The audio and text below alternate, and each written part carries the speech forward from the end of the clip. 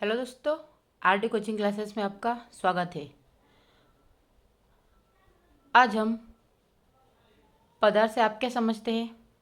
पहला प्रश्न, कक्षा 9वीं के क्या हमारे आसपास के पदार्थ शुद्ध है से संबंधित है। पहला प्रश्न, पदार्थ से आप क्या समझते हैं। पदार्थ विश्व की प्रत्येक वस्तु जिस सामग्री से बनी होती है तथा जिसमें द्रव्यमान तथा आयतन होता है उसे क्या बोलते हैं, हम पदार्थ कहते हैं। ठीक है, यानी कि कोई भी वस्तु जिसका द्रव्यमान और आयतन होगा उसे पदार्थ कहेंगे। सिंपल। अब आपका अगला प्रश्न है, समांगी और विषमांगी मिश्रणों में अंतर बताइए। तो समांगी मिश्रणों की बनावट समान होती है, जबकि विषमांगी मिश्रणों के अंश भौतिक दृष्टि से पृथक होते हैं। समांगी नाम से पता चल रहा है कि समान बनावट, और विषमांगी मतलब कि मिश्रणों के अंश भौतिक दृष्टि से पृथक होते हैं। अब अगला प्रश्न है, उदाहरण से समांगी तथा विषमांगी मिश्रणों में विभेद कीजिए। समांगी मिश्रण और विषमांगी मिश्रण आपको इसी प्रकार से टेबल बना के ही कवर करना है, क्योंकि बिना टेबल के करेंगे तो आपका अंतर नहीं माना जाता, वो सिर्फ विशेषता या गुणों के अंतर्गत आ जाता है। तो आपको विभेद करना है, तो विभेद करने के लिए आपको इस प्रकार से एक टेबल बनानी है। अब सबसे पहले समांगी मिश्रण, फिर विषमांगी मिश्रण। समांगी मिश्रण की बनावट प्रत्येक स्थान पर समान होती है, जैसा अभी अपन ने ऊपर पढ़ा था कि समांगी मिश्रण की बनावट प्रत्येक स्थान पर समान होती है, और विषमांगी मिश्रण के अंश भौतिक दृष्टि से पृथक होते हैं, इसलिए विषमांगी कहलाते हैं। उदाहरण के लिए नमक या चीनी का जल में विलयन, और एक और है मिश्र धातु और हवा। ये सारे क्या होते हैं, समांगी मिश्रण होते हैं कि समान मात्रा में विकृत रहते हैं। चाहे आप हवा को किसी भी पात्र में डालो, जितना होता है वही उसी कंडीशन में ये रहेगी। मिश्र धातु जहाँ पे डालो उसी कंडीशन में रहेगी। और अगर चीनी का जल में विलयन, तो सभी जगहों पे चीनी जल में बराबर समान मात्रा में घुलेगी। ऐसा नहीं कि अगर आपने गिलास बनाया तो इस यहाँ पे अधिक है, यहाँ पे कम है, यहाँ पे, तो उस प्रकार से नहीं होता। एक गिलास में अगर चीनी डाली है तो समान मात्रा में ही घुलेगी। वैसे ही उदाहरण, अगर नमक और लोहे की छीलन का मिश्रण करें तो नमक अलग जाएगा, लोहे की छीलन अलग जाएगी। और जल एवं तेल का मिश्रण करें तो जल की सतह पर तेल हमें दिखेगा। तो हम बोल सकते हैं कि ये विषमांगी मिश्रण है। मतलब जो आपस में नहीं मिल सकता, चाहे कितना ही प्रयास कर लो, वो विषमांगी मिश्रण, और मिलाने पर सेम बन जाए उसे बोलेंगे हम समांगी मिश्रण। ठीक है। अब एक और महत्वपूर्ण प्रश्न है जो आपका बनता है। ये क्वेश्चन है, विलयन, निलंबन और कोलाइड एक दूसरे से किस प्रकार भिन्न है। तो जो विलयन, निलंबन एवं कोलाइड जो होते हैं, इसमें अगर विलयन की बात करें तो विलयन एक समांगी मिश्रण होता है, यानी कि अभी पढ़ा हमने। विलयन समांगी यानी कि दो समान पदार्थों से मिलकर बनता है। वैसे अगर निलंबन की बात करें तो निलंबन एक विषमांगी मिश्रण। क्यों? क्योंकि जब हम विलयन और विलय की बात करें तो विलय जो होता है विलय के अंदर दिखाई देता है हमें, इसलिए हम बोलेंगे कि मतलब उसके जो विलय के कण होते हैं जो उसके अंदर निलंबित होते रहते हैं, घूमते फिरते रहते हैं, इसलिए हम बोलेंगे कि निलंबन एक विषमांगी मिश्रण है। और कोलाइड एक विषमांगी विलयन होता है, और कोलाइड भी है क्योंकि हम देखते हैं इसके भी प्रकार। उसके बाद इनके कणों का आकार इतना छोटा होता है कि इनको आंखों से नहीं देखा जा सकता। मतलब कि विलयन, क्योंकि अगर आपने शक्कर को पानी में घोल दिया और उसके बाद आपने जब सॉल्यूशन बना लिया, चाशनी बना ली, अब चाशनी में आप शक्कर के पार्ट को अलग करके बता दो, नहीं बता सकते ना। इसीलिए हम बोल सकते हैं कि इनके कणों का आकार इतना छोटा होता है कि इनको आंखों से नहीं देखा जा सकता। लेकिन अगर हम सूक्ष्मदर्शी का प्रयोग करेंगे तो इसे आसानी से हम देख सकते हैं। इनके कणों, अब निलंबन की बात करें तो इनके कणों का आकार बड़ा होता है तथा इन्हें आंखों से देखा जा सकता है। निलंबन की बात करें इसीलिए क्योंकि ये हमें दिख रहे हैं, क्योंकि ये घुल नहीं रहे, और जो विषमांगी होगा वो हमें आंखों से डायरेक्टली दिख जाएगा, इसलिए निलंबन के अंतर्गत आएगा। और कोलाइड जो थे इनके कणों का आकार विलयन के कणों से बड़ा तथा निलंबन के कणों से छोटा होता है। इन्हें आंखों से नहीं देखा जा सकता, यानी कि विलयन से बड़ा होता है, निलंबन से छोटा होता है, और इन्हें आंखों से नहीं देखा जा सकता है। फिर विलयन, इसके कण प्रकाश की किरण को नहीं फैलाते, क्योंकि विलयन क्या करते हैं, प्रकाश की किरणों को फैला थोड़ी देते, वो तो खाली बताने का प्रयास करते, चमकते उससे। और जो निलंबन थे इसके कण प्रकाश की किरणों को फैला देते तथा उसके मार्ग को दृश्य बनाते। यानी जो निलंबन माध्यम से पता चला कि इसके कण प्रकाश की किरणों को फैला देते हैं तथा इसके मार्ग दृश्य बनाते हैं, और इसके कण प्रकाश की किरणों को फैला देते हैं तथा इसके मार्ग को दृश्य बनाते हैं। आई होप आपको ये समझ में आया होगा। अब हम इसके चौथे पॉइंट की बात करते हैं। शांत छोड़ देने पर इसके कण नीचे नहीं बैठते, अतः ये स्थायी होते हैं। यानी कि आप शुगर का सॉल्यूशन अगर बन गया है तो आप इसमें शांत रखो या कितनी देर तक रखा पड़ा रहने पर भी वो सेम टू सेम रहेगा, ना तो नीचे बैठेगा ना ऊपर होगा। और शांत छोड़ देने पर निलंबन के जो कण होते हैं इसके कण नीचे बैठ जाते हैं, अतः ये अस्थायी होता है। अस्थायी होता है क्योंकि अगर मिट्टी में पानी को घोलोगे तो हमें क्या दिखेगा, मिट्टी नीचे बैठ जाएगी और पानी ऊपर तैरेगा, या पानी के अंदर ही मिट्टी नीचे सतह पर बैठ जाएगी। शांत छोड़ देने पर इसके अगर नीचे नहीं बैठते तो ये स्थायी होते हैं। अब इनको आसानी से पृथक नहीं किया जा सकता, विलयन को आसानी से पृथक नहीं किया जा सकता, क्योंकि अगर आप सोच लो कि चाशनी में से पानी निकालूं या नमक के घोल में से पानी निकालूं या नमक निकालो, तो कुछ कंडीशन के हिसाब से इम्पॉसिबल होता है। हम ये नहीं बोल सकते पॉसिबल ही नहीं है, होता है, लेकिन कुछ कंडीशन के द्वारा इनको कर सकते हैं। इनको छानन विधि द्वारा पृथक किया जा सकता है। अब निलंबन के द्वारा छानन विधि द्वारा पृथक किया जा सकता है, क्योंकि अगर आपने पानी में लोहे की छिलन डाली मान लो, तो जब लोहे की छिलन आप छानोगे, छन्नी से आपका लोहे की छिलन छन्नी पर आ जाएगी और पानी पानी नीचे निकल जाएगा।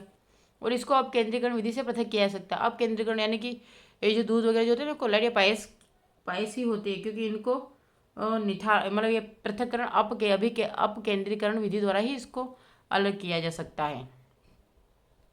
अब हम बात करते हैं कुछ भौतिक और रासायनिक परिवर्तन जो कि आपकी आगामी हर एग्जाम के लिए महत्वपूर्ण माना जाता है। अब प्रश्न है कि निम्न को रासायनिक और भौतिक परिवर्तनों में वर्गीकृत कीजिए। पेड़ों को काटना भौतिक होता है, रासायनिक। तो पेड़ों को काटना आपका क्या होता है, भौतिक परिवर्तन। मैं यहाँ पे भौतिक परिवर्तन के लिए पी लिखूंगी और केमिकल के लिए क्या लिखूंगी, केमिकल के लिखूंगी सी। ठीक है, पेड़ों को काटना क्या आपका भौतिक परिवर्तन। मक्खन का एक बर्तन में पिघलना, ठीक है, ये किस प्रकार का है, तो ये भी एक भौतिक परिवर्तन, क्योंकि मक्खन को सिर्फ पिघला रहे हैं। अलमारी में जंग लगना रासायनिक परिवर्तन, तो हमने लिखा सी, मतलब के केमिकल परिवर्तन। वैसे जल का उबलकर वाष्प बनना, ये भी क्या एक भौतिक परिवर्तन। फिर विद्युत तरंग का जल में प्रवाहित होना तथा उसका हाइड्रोजन एवं ऑक्सीजन गैसों में विघटित होना क्या होता है, तो ये भी होता है आपका केमिकल, क्योंकि विघटित हो रहा है। जल में साधारण नमक का घुलना, अब जल में साधारण नमक का घुलना भौतिक परिवर्तन, क्योंकि वापस ऊर्ध्वपातन द्वारा हम जल से नमक को पृथक कर सकते हैं, और ये विधि पूछी जाती है कि। उसके बाद आता है फलों में सलाद बनाना। अब फलों से सलाद बनाना क्या होता है, तो फलों से सलाद बनाना भी भौतिक परिवर्तन। और लकड़ी और कागज का जलना केमिकल परिवर्तन। तो हम बोल सकते हैं यहाँ पे 1 2 3 4 5, 5 क्या है आपके भौतिक परिवर्तन, और 1 2 3 क्या है आपके रासायनिक परिवर्तन। आई होप आपको अच्छे से समझ में आ गया होगा। अब आपका ये प्रश्न बनता है, निम्नलिखित को पृथक करने के लिए आप किन विधियों को अपनाएंगे। तो सोडियम क्लोराइड को जल के विलयन से पृथक करने में कौन सी विधि अपनाएंगे, तो हम बोलेंगे वाष्पीकरण। क्या लिखेंगे, वाष्पीकरण की विधि अपनाएंगे। ठीक है, दूसरा है अमोनियम क्लोराइड को सोडियम क्लोराइड तथा अमोनियम क्लोराइड के मिश्रण से पृथक करने पर आपको प्राप्त होता है ऊर्ध्वपातन। फिर आता है धातु के छोटे टुकड़े को कार के इंजन आयन में पृथक करने से, छलनी से छानकर। दही से मक्खन निकालने के लिए हम छननी द्वारा छानन करके नहीं, मंथन विधि या अपकेंद्रण विधि द्वारा निकालते हैं। अगर आपको बोला गया है जल से तेल निकालने के लिए, तो जल से तेल पृथककारी कीप के द्वारा हम खींच के निकाल सकते हैं। और चाय से चाय की पत्तियों को पृथक करने के लिए हम छन्नन विधि का प्रयोग करते हैं। बालू से लोहे की पिनों को पृथक करने के लिए हम चुंबक द्वारा निकालते हैं, क्योंकि लोहा चुंबक को अट्रैक्ट करता है। और मिश्रण को हवा में ऊपर से गिराकर पानी में ये आपको भूसे से गेहूं को दानों को पृथक करके, तो मिश्रण को हवा में ऊपर से, यानी हम ये उफरना जिसे हम बोलते हैं, पानी में तैरते हुए महीन मिट्टी के कणों को पानी से अलग करने के लिए हम क्या करते हैं छानक द्वारा। और पुष्प की पंखुड़ियों के निचोड़ से विभिन्न रंजों को पृथक करने के लिए हम क्या करते हैं क्रोमेटोग्राफी। और इससे बाहर मेरे को लगता है कि इससे बाहर तो कुछ जाएगा ही नहीं। तो आप इनको अच्छे से नोट करें और साथ ही साथ याद करने का प्रयास करें, ताकि आपके आगामी एग्ज़ाम जो भी हो अच्छे से क्लियर हो जाए। ये आपके प्रश्न थे और इनके उत्तर मैंने यहाँ पे नीचे दे रखे हैं। ये आपके इनके सभी के उत्तर है, तो आप इसको पुश करके भी देख सकते हैं जैसा आपको उचित लगे। लेकिन अगर आप अपने पर्टिकुलर नोट्स बनाकर स्टडी करेंगे तो आपका उसका इफेक्ट ज़्यादा दिखेगा। और मैं आपको वही क्वेश्चन करवाने का प्रयास करूँ जो इम्पोर्टेंट है और जो एग्ज़ाम में आते हैं या संभावित है। अब आपका अगला प्रश्न क्या है, निम्न के उदाहरण सहित व्याख्या कीजिए। संतृप्त विलयन, शुद्ध पदार्थ, कोलाइड और निलंबन। तो संतृप्त विलयन क्या होता है, जब किसी तापमान पर किसी विलायक में किसी विलेय को घोला जाता है, क्योंकि विलायक में ही जो विलायक जो घोलता है और विलेय जो घुलता है। तो जब किसी तापमान पर किसी विलायक में विलेय को घोला जाता है तो एक स्थिति आती है कि उस विलायक में विलेय की और मात्रा नहीं घोली जा सकती। इस प्रकार प्राप्त विलयन संतृप्त विलयन कहलाता है। यानी कि मान लो कि एग्जाम्पल लेते हैं, हमें प्यास लग रही है, हमें पानी पीना है, तो हमें जितनी प्यास है उतना ही पानी पी सकते हैं, हम एक्स्ट्रा नहीं पिएंगे। समझ रहे ना, तो वो हम मतलब हमें तृप्त हो गया, हमें तृप्ति हो गई कि हम हाँ बस हो गया, उसे बोलेंगे हम संतृप्त। फिर शुद्ध पदार्थ, वे पदार्थ जो एक ही प्रकार के कणों से मिलकर बने शुद्ध पदार्थ कहलाते हैं। क्योंकि एक ही प्रकार, हम बोलते हैं ना कि इसमें कोई मिलावट नहीं है तो ये शुद्ध पदार्थ है, जैसे तांबा, सोना, carbon, oxygen, ammonium chloride, copper sulphate, ये सारे इसके कुछ एग्जाम्पल्स है। अगली बात करते हैं कोलाइट। जब किसी विलयन में विलय के कण निलंबन की अपेक्षा इतने छोटे होते हैं कि साधारण आंखों से नहीं दिखाई देते। क्या बोलेंगे कि जब किसी विलयन में विलय के कण निलंबन की अपेक्षा इतने छोटे होते हैं कि साधारण आंखों से नहीं दिखाई देते, ये प्रकाश की किरणों को आसानी से फैला देते हैं, ऐसे विलयन को कोलाइडी विलयन या कोलाइड विलयन कहते हैं। उदाहरण के रूप में देखें तो दूध, मक्खन, पनीर, जेली, धुआं आदि, ये क्या करते हैं, ये लाइट को रिप्लेस या आर पार नहीं निकलने, ये खाली उसको बिखेर देते हैं। फिर आएगा अगला, आपका आएगा क्या आएगा, निलंबन।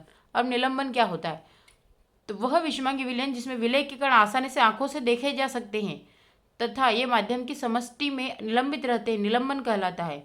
मिट्टी युक्त गंदा पानी या चौक का घोल आदि, ये सब क्या आ गए आपके निलंबन के उदाहरण है। ठीक है, अब यहाँ पे कुछ समांगी और विषमांगी के उदाहरण भी एग्जाम पूछ रखे, हम तो यहाँ पे भी बताने का प्रयास करेंगे। प्रश्न है, निम्नलिखित में से प्रत्येक को समांगी और विषमांगी मिश्रणों में वर्गीकृत कीजिए। आपको सोडा जल, लकड़ी, बर्फ, वायु, मिट्टी, सिरका, छनी हुई। अब हम सबसे समांगी मिश्रण देखते हैं, तो सोडा वाटर आपका समांगी यानी समान मात्रा मिला होता है।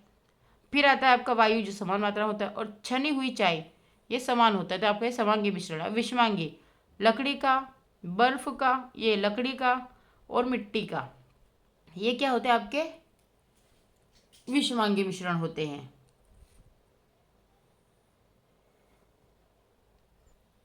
अगला प्रश्न है ऊर्ध्वपातन से आप क्या समझते हैं, ऊर्ध्वपातज पदार्थों के उदाहरण दीजिए।